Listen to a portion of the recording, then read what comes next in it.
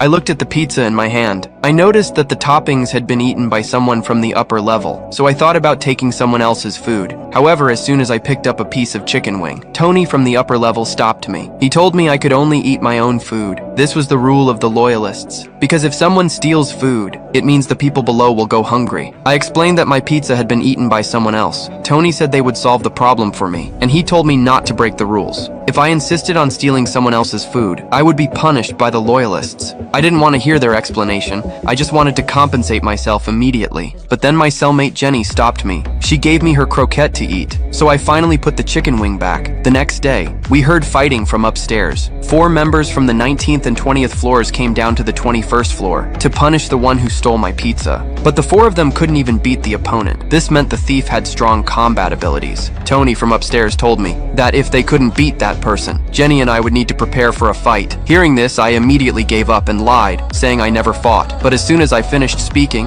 the platform arrived upstairs. Tony and Laura immediately started fighting. Seeing this, Jenny quickly lifted the mattress, then took out an iron bar from the bed frame to prepare for the enemy. When the platform came down, I was stunned. I saw a corpse quietly lying on it. This should be the punishment for someone from the 21st floor who broke the rules. I couldn't help but feel scared, because if I had eaten the chicken wing yesterday, I would have received the same punishment today, before I could react. I saw Laura from upstairs frantically kicking the food down, but she was still one step too late, because she had secretly kept food. This caused the temperature on her floor to rise sharply, and she was burned alive and dropped down. Jenny tried to use a bedsheet to extinguish the fire, but it was too late. In an instant, Laura was burned to a charred corpse. By the time I reacted, the platform started moving down to the next floor. Tony told us to quickly clear the food, and the room returned to its normal temperature because of the thief's disregard for the rules. Today's food could not be eaten in the fight, so the people below had no food to eat. From the 3rd day on, I began to follow the rules. I only ate my own pizza every day to enforce the rules strictly. Tony threw away all the food from the people who died yesterday, but on this day, after eating pizza for more than 20 days straight, I suddenly had an idea. I pretended to throw away the food and secretly grabbed a piece of food and stuffed it in my mouth. But this scene was noticed by the people above. However, they didn't expose me. Soon it was time to change floors. Good news came from downstairs. That food could be delivered intact to the 175th floor. Jenny and I happily started dancing, but when we woke up the next day, we found we had been assigned to the 180th floor, a floor where food had never reached.